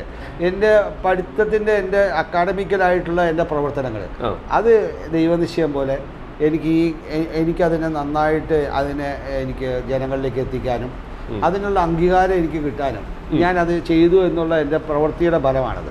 അതിൻ്റെ അംഗീകാരം അതെനിക്ക് കിട്ടാനുള്ള ഒരു ഇടം ഉണ്ടാവും എന്ന് തന്നെ എനിക്ക് വിശ്വാസം. ഞാൻ നേരത്തെ കേട്ടിട്ടുള്ളൊരു കാര്യമാണ് മമ്മൂക്കയുടെ ഒരു സംഭവം എല്ലാവരും പറയുന്നത് ഡാൻസ് കളിക്കാൻ മാത്രം അദ്ദേഹം കുറച്ച് പുറകോട്ടാണെന്ന്. അതിൽ ജോൺ ജാഫർ ജനാർദ്ദൻ എന്ന് പറഞ്ഞ പാട്ട് സീൻ, നിങ്ങൾ 3 പേരാണ് ആ പാട്ട് സീൻ മൊത്തം തകർക്കുന്നവിടെ. ഇപ്പം കുറേ പേര് അപ്പുറപ്പുറമൊക്കെ ഇരിക്കുന്നുണ്ടെങ്കിലും നിങ്ങളവിടെ തകർത്ത് മറിയാണ്. അത്ര നാളത്തെ ആ മമ്മൂക്കൊക്കെ ആയിട്ടുള്ള എക്സ്പീരിയൻസ്, ഈ പാട്ട് എന്ന് പറഞ്ഞു കഴിഞ്ഞാൽ കല്യാണ വീട് തൊട്ട് കോളേജുകൾ എല്ലാം നിറഞ്ഞൊരു പാട്ടത്. മമ്മൂക്കയുടെ ഡാൻസിനെ കുറിച്ച് എന്താ പറയുന്നത്? അല്ല, മമ്മൂട്ടിക്ക് കുറച്ച് റിജിഡ്നെസ് ഉണ്ട്. പക്ഷെ മമ്മൂട്ടി അതിനേക്കാളും അതൊക്കെ മേക്കപ്പ് ചെയ്യും പുള്ളിയുടെ അഭിനയത്തിലൂടെയും സൗണ്ടിലൂടെയും. പുള്ളി ഭയങ്കര ഡെഡിക്കേറ്റഡ് ആ സമയത്ത്. ഞങ്ങളൊക്കെ ഇരിക്കുമ്പോൾ പുള്ളി സിനിമ പഠിക്കാൻ എല്ലാ ലോക സിനിമകളുടെ ആക്ടിങ് മാത്രം നോക്കുക. ഞാനും രതീഷും ഭയങ്കര ഉഴപ്പാണ് ആ സമയത്ത്. ഞങ്ങൾ വേറെ ചെയ്യുന്നു, ഞങ്ങൾ മൂന്നുപേരും ഒരുമിച്ചാണ് എപ്പോഴും ഉണ്ടാവുക. അപ്പോൾ മമ്മൂട്ടി ഞാനായിട്ട് നല്ല ബന്ധം ആ സമയം. ഞങ്ങൾ അതിൻ്റെ ഒരു ഫോട്ടോ ഉണ്ട്, ഞങ്ങൾ ഷർട്ടില്ലാത്ത ഞാനും മമ്മൂട്ടി കൂടി നിൽക്കുന്ന ആരാണ്ടൊക്കെ അയച്ചു തന്നിട്ടുണ്ട്. ഇപ്പോൾ വൈറലാണ് ഞങ്ങൾ ആ റൂമിലുള്ളത്. ഇപ്പോൾ മമ്മൂട്ടി അവിടെ മദ്രാസിൽ വരുമ്പോൾ മമ്മൂട്ടിയും രതീഷുമാണ് റൂമിലുള്ളത്. എനിക്ക് മദ്രാസിലുണ്ടെങ്കിൽ ഞാൻ ഇവരുടെ കൂടെ പോയി കിടക്കും. ഇവരുടെ റൂമിലാണ് ഞങ്ങൾ മൂന്നുപേരും ഒരുമിച്ചുണ്ടാവുക. മമ്മൂട്ടി ഒരു മൂത്ത ചേട്ടനെ പോലെ ബിഹേവ് ചെയ്യാം അന്നത്തെ ഈ ജോൺ ജാഫർ ജനാർദ്ദന് ശേഷം. പുള്ളി ഒരു അധികാരിയായിട്ട് നിങ്ങൾ ചെയ്യണം, നീ അങ്ങനെ ചെയ്യണം, നിങ്ങൾക്ക് അങ്ങനെയാണ്. പുള്ളി ഭയങ്കര സീരിയസ് ആണ് ലൈഫിനകത്ത് തന്നെ. എനിക്ക് അതിനകത്തേക്ക് അത് ഒരുമിച്ച് ഞാനും രതീഷും മമ്മൂട്ടിയും കൂടി ചെയ്യുമ്പോൾ ഞങ്ങൾ കൂട്ടായതുകൊണ്ട് ഞങ്ങൾക്ക് അതിനെ മൂന്നുപേരും പിടിച്ച് ചെയ്യുമ്പോൾ അത് ഞങ്ങൾക്ക് ഈസി ആയിട്ട് കണക്ഷൻ ഉണ്ട്. ഓൾറെഡി അതുണ്ടായിരുന്നു. അതിൻ്റെ ആ തരത്തിലൊക്കെ ചെയ്തു പോയി. അത്രയും നന്നായിട്ട് ഉള്ളുകൊണ്ട് മമ്മൂട്ടി ഞാനായിട്ട് ഒരു ബന്ധമുണ്ട്. എനിക്ക് ആ വിശ്വാസമുണ്ട്. ഇപ്പോഴും ആ ബന്ധം മെയിൻറ്റെയിൻ ചെയ്യുന്നുണ്ടോ? ഞങ്ങൾ അങ്ങനെ നേരിട്ട് കാണുന്നൊന്നുമില്ല. ഞാനിപ്പോൾ കൂടുതൽ പടവും കാര്യങ്ങൾ ചെയ്തതിൽ ആളുടെ കൂടെ ആണല്ലോ. പക്ഷെ എനിക്കറിയാം എന്റെ സ്ഥാനത്തുണ്ട്, അത് ഉറപ്പുള്ളതാണ്. കാരണം ഞാൻ എന്നെ കഴിഞ്ഞ പ്രാവശ്യം ഒരു ആവശ്യത്തിന് വിളിച്ചായിരുന്നു. അപ്പൊ അത് തന്നെ ഞെട്ടിച്ചോളൂ അതൊക്കെ പറഞ്ഞിട്ട്. ഞാനങ്ങനെ ഇപ്പൊ മറ്റേ ഈ ഞാനും ലാലുവായിട്ട് ഫെസ്റ്റിവൽ കഴിഞ്ഞതിന് ശേഷം ഞാൻ അധികം അങ്ങനെ പോകാം. അല്ലെങ്കിൽ ഞങ്ങൾ മിക്കവാറും ഞാൻ പുള്ളിയുടെ ഷൂട്ടിങ്ങിൽ ഉണ്ടാവുമായിരുന്നു. അല്ലെങ്കിൽ നമ്മുടെ അടുത്തുള്ള പ്രായമുള്ള ചേട്ടന്മാരൊക്കെ പറയുന്നത് നട്ടലില്ലാത്ത മനുഷ്യൻ എന്ന് പറയാം, റബ്ബർ പോലെ ചേട്ടനെ പറയുമ്പോ വേറെ അയ്യോ ആ നട്ടലല്ല, അയ്യോ അതല്ല, ബോഡി ലാംഗ്വേജ്. ഞാൻ രാത്രിയും പകലും ഇരുന്നിട്ട് ബേസിക് ആയിട്ട് നന്നായിട്ട് വന്നിട്ട് ഫ്ലെക്സിബിൾ ആണ്, ഭയങ്കര എൻ്റെ ബോഡി നന്നായിട്ട് വന്ന് എഴയും പോലെ എഴയും ശരിക്കും. അപ്പോൾ അത് എനിക്ക് എന്താണെന്ന് പറഞ്ഞാൽ ഞാൻ അക്കാലത്ത് ഡേ ആൻഡ് നൈറ്റ് ഞാൻ പറഞ്ഞില്ല ഈ മ്യൂസിക് ഇട്ട് ഡാൻസ് ചെയ്യുമായിരുന്നു ഞാൻ നന്നായിട്ട്. അതെനിക്ക് ഭയങ്കര ഹരമായിരുന്നു. അപ്പോൾ അതുകൊണ്ട് എന്താ പറഞ്ഞാൽ അതുകൊണ്ട് ബോഡി വന്നിട്ട് ഭയങ്കര ഫ്ലെക്സിബിളായി.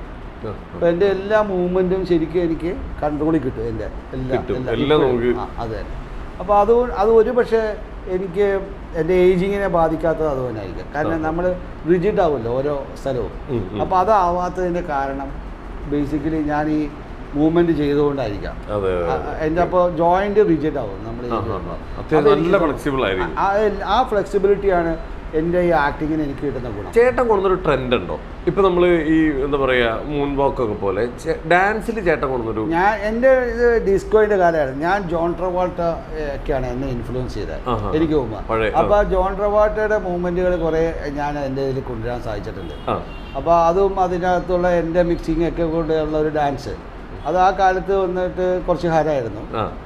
അങ്ങനെയാണ് ഈ ഡിസ്കോ രവീന്ദ്രൻ എന്നുള്ള പേര് എനിക്ക് കിട്ടിയത് ജനങ്ങളുടെ ഇടയിൽ. കാരണം ഈ ബൈക്കിലുള്ള അഭ്യാസങ്ങൾ ഇതെല്ലാം ഞാൻ ചെയ്യായിരുന്നു, കിടന്ന് ബൈക്ക് ഓടിക്കുക എല്ലാം. അപ്പോൾ അതെനിക്ക് ചേട്ടൻ പലയിടത്തും പറഞ്ഞു കേട്ടിട്ടുണ്ട്. അത് ബൈക്ക് ഓടിക്കൊണ്ടിരിക്കുമ്പോൾ അതിൽ കിടക്കും. അതിൽ കിടന്നൊക്കെ ഓടിക്കാം. ഞാൻ ഒരുപാട് അഭ്യാസങ്ങൾ നിന്ന് ഓടിക്കുക. ഞാൻ ബൈക്ക് എല്ലാം പറ്റിയിട്ടാണ് വന്നേക്കുന്നത്. ഞാൻ അങ്ങനെ എൻ്റെ ലൈഫ് ഉണ്ടായിരുന്നു. എൻ്റെ ജീവിതം പഠിക്കുമ്പോൾ കാലത്ത് ഞാൻ അങ്ങനെയായിരുന്നു ചെയ്തിരുന്നത്. അഡ്വഞ്ചറായിരുന്നു. ഞാൻ ഭയങ്കര അഡ്വഞ്ചറസ് ആയിരുന്നു. ഞാൻ എല്ലാത്തിനെയും അതാണ് ഞാൻ പറഞ്ഞു. അതെനിക്ക് സിനിമയിൽ ഒരുപാട് ഗുണം ചെയ്തു. ചാടി മതിൽ കയറുക, മോളിൽ കയറുക, മരത്തിൻ്റെ മുകളിൽ നിന്ന് അടുത്ത മരത്തിലേക്ക് ചാടുക, അതൊക്കെ ഞാൻ ഈ പറയുന്ന ബിൽഡിങ്ങുകളിലെ മുകളിൽ കയറുക, ഇപ്പുറത്തുകൂടി പിടിച്ച് കയറി പോകുന്നത്. അങ്ങനെ ഞാൻ പല റോപ്പ് ഇട്ടിട്ടും ട്യൂബുകൾ വെച്ചും ചെയ്തിരുന്നത്. ഞാനിപ്പോൾ രാമലക്ഷ്മണിൽ എനിക്കത് ഒരുപാട് ഗുണം ചെയ്തു. ഞാനും കമലഹാസനും കൂടി ചെയ്യുന്നതിനകത്ത് ബിൽഡിങ്ങിലൂടെ ഇറങ്ങി വരിക. അങ്ങനെ ഞാൻ എൻ്റെ ആദ്യകാലത്തെ ഫൈറ്റുകളിലൊക്കെ എനിക്കത് ഭയങ്കര കുതിര ഓടിക്കുക, ഞാൻ എല്ലാ കാര്യങ്ങളും നന്നായിട്ട് അഭ്യാസം. പരിക്കുകൾ പറ്റിയിട്ടുണ്ടോ ഈ ഷൂട്ടിൻ്റെ ഇടയിൽ? ഞാൻ രക്ഷപ്പെട്ടിട്ടുണ്ട് ഒരുപാട് മരണത്തിൽ നിന്ന്. എന്താണ് ഒരു അനുഭവം പറയാമോ? അതിലൊന്ന് പഞ്ചാത ഞങ്ങൾ ഷൂട്ട് ചെയ്യുമ്പോൾ അതിൽ ഞങ്ങൾ ഈ ട്രെയിനിൻ്റെ അടിയിൽ കൂടി ഇങ്ങനെ പോകുന്ന സീനുണ്ട്. അപ്പോൾ അതിൽ ഒരു റോപ്പ് ഭയങ്കര ബാറെല്ലാം കെട്ടി ഉണ്ടാക്കിയിട്ട് ബെൽറ്റ് ഇട്ടിട്ട് ചെയ്യണേ. ആ ബെൽറ്റ് പൊട്ടിപ്പോയി. അയ്യോ. അപ്പോൾ പാരലായിട്ട് ക്യാമറ വെച്ചിട്ടുണ്ട്. ക്യാമറമാൻ ബോധം കെട്ടി പോകും. കാരണം വണ്ടി എൻ്റെ കറക്റ്റ് ഇങ്ങനെ കയറിപ്പോകും. പക്ഷേ ഞാൻ ഭാഗ്യത്തിന് പിടിച്ചതും അത് സ്റ്റക്കായിട്ട് എൻ്റെ കാല് പോയി അതിൻ്റെ ഉള്ളിൽ സ്റ്റക്കായിരുന്നു. ട്രെയിനിൻ്റെ ഇതില്ലേ അവിടെ അങ്ങനെ നിന്ന്. അതുകൊണ്ട് ഞാൻ കറക്റ്റ് രക്ഷപ്പെട്ടു, ഒന്നും സംഭവിച്ചില്ല. അതേപോലെ തന്നെ അല്ലെങ്കിൽ കയറിയാണ്. അപ്പോൾ അതോടുകൂടി പിന്നെ ട്രെയിൻ തന്നിട്ടില്ല. അത് കുറേ രാത്രി കഴിഞ്ഞ് പിന്നെ എനിക്ക് ആ സൗണ്ടുകൾ ഭയങ്കര ഇതായിരുന്നു. ഞാൻ ഇങ്ങനെ കിടക്കുമല്ലേ, ഇങ്ങനെ പോകുമല്ലോ. അപ്പോൾ ഒന്ന് ആലോചിക്കുക. അപ്പോൾ ഞാൻ പറഞ്ഞേ നമുക്ക് ഒരു ലൈഫിൻ്റെ ഒരു ഭാഗമാണ്. അതേപോലെ ഞാൻ തിരുട്ട് രാജാക്കളുടെ പടം, അതിലൊരു വലിയ നല്ല ഹൈറ്റുള്ള ഭയങ്കര ഹൈറ്റുള്ള പാറയുണ്ട്. ആ പാറയുടെ മുകളിൽ നിന്ന് ഞാൻ ജമ്പ് ചെയ്യാം ബോംബ് കിട്ടുമ്പോൾ. ഭയങ്കര പൊട്ടി, ശരിക്കും എൻ്റെ തുണി മാത്രം കത്തി. ഞാൻ താഴെ ചാടി വന്നു. പൊട്ടിയോ? ബ്ലാസ്റ്റ് ചെയ്തപ്പോൾ. അപ്പോൾ എനിക്കൊന്നും പറ്റിയില്ല, ഞാൻ സേവായി. മനസ്സിലായോ? എങ്ങോട്ട് വീണ്? താഴത്ത് വലയിലേക്കാണ്, വലിയ ഹൈറ്റാണ്. പക്ഷെ ഇത് ഉടുപ്പൊക്കെ കത്തി. എനിക്ക് അതിൻ്റെ ഉള്ളിലൊന്നും പറ്റില്ല. അതിൻ്റെ ഉള്ളിലൊരു തുണി ഉണ്ടായിരുന്നു, അവിടെ വരെ നിന്ന്. അടുത്ത അതേ അവരുടെ കുറ്റവാളികൾ പടം സംഭവിച്ചു പറയാം. ദയാനിധിമാരനും കലാനിധിമാരനൊക്കെ ഉണ്ട് അവിടെ. അപ്പോൾ ഇവരെന്ത് ചെയ്തു പറഞ്ഞു, ഞാൻ എന്നാൽ ജമ്പ് ചെയ്യുന്നറിയാം. ഇവർ പാക്കപ്പ് പറഞ്ഞു, പാക്കപ്പ്. അപ്പോൾ ആ സീനുണ്ട്. അപ്പോൾ ഞാൻ ആ സീന് അത് നമ്മൾ നാളെ എടുക്കാമെന്ന് പറഞ്ഞു. അപ്പോൾ ഞാൻ വണ്ടി എടുത്ത് എൻ്റെ കാറെടുത്ത് കോവളത്താണ് നടക്കണം, ആ പാടം മുഴുവൻ. ഞാൻ പോയ ഉടനെ ഇവരത് ഷൂട്ട് ചെയ്തു. നമ്മൾ ഒഴിവാക്കിയാണ്. 7 മണിയായപ്പോൾ എനിക്ക് ഫോണ് വന്നു. എൻ്റെ റോള് ചെയ്ത് ഡൂപ്പില്ലേ, അവൻ മധുരയിൽ നിന്ന് അവൻ്റെ പേര്, അവൻ കത്തിപ്പെടലായിട്ട് താഴെ കിടക്കണം. 7 മാസം ഹോസ്പിറ്റൽ. എന്നാലോചിക്ക്. അപ്പോൾ ഞാൻ പലതിൽ നിന്ന് ഞാൻ ഇതുപോലത്തെ ഒരുപാട് ആക്സിഡൻറ്റിൽ ഞാൻ രക്ഷപ്പെടുന്നു. അത് ഞാൻ എന്താ അറിയാമോ, ഞാൻ പലപ്പോഴും ഒരുപക്ഷെ ഞാൻ അതുകൊണ്ടായിരിക്കാം കൂടുതൽ ദൈവം എന്നെ നയിക്കുന്നത് എൻ്റെ ഗാർഡിയൻ ഏഞ്ചലാണ്. പലതും മുടിനാരഴക്കി രക്ഷപ്പെട്ടു ഞാൻ ചെയ്യും.